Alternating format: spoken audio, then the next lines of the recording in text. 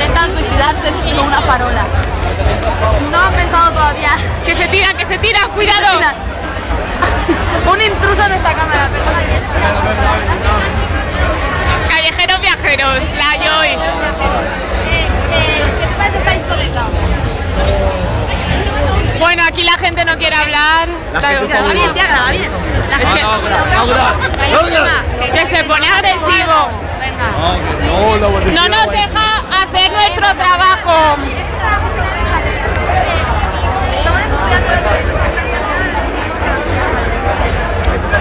La gente está muy loca. Testimonio por el chico aquí de rayas azul. La gente está loquísima, vive al límite.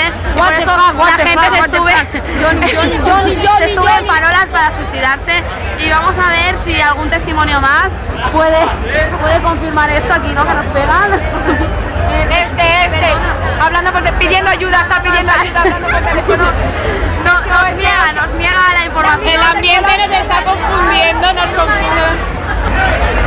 ¿Qué piensas de estos ambientes? Paloma, la hemos entrevistado. ¿Qué piensas de estos ambientes de ocio de la ciudad de Valencia? Chica de 14 años. Cállate, Mónica. No, lo que dice de la persona. No. Es que se puede mezclar con ella. Pues eso es un trabajo que le parece más. Pues yo digo lo que sea si entramos como solas y nos entráis. Vale. Vamos a entrar. Ya no No, vamos a entrar. no. Una mierda, me ha pagado. ¿Tú has visto esto? Mónica, no me quites. Porque no falta el derecho de expresión, tía. Ay, yo pienso que hay muchísima gente que no nos No van me a quiero dejar comer los entrar. sobacos de las cholas. La gente está muy loca. Yo pienso que la gente está muy loca. Yo pienso que hay mucha gente y no nos van a dejar entrar. Sí, pues deja.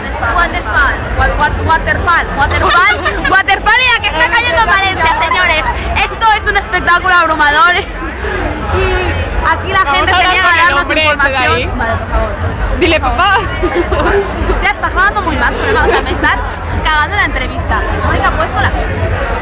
Aquí la entrevistadora, la cámara me vacila. Paloma corta y empezamos Si otra vez. cortamos, vale, muchas gracias. Vale, gracias. Adiós, gracias. De aquí, cuarta parte o quinta de Callejeros Viajeros. O sexta, pero sabes cortar, tía. Vale.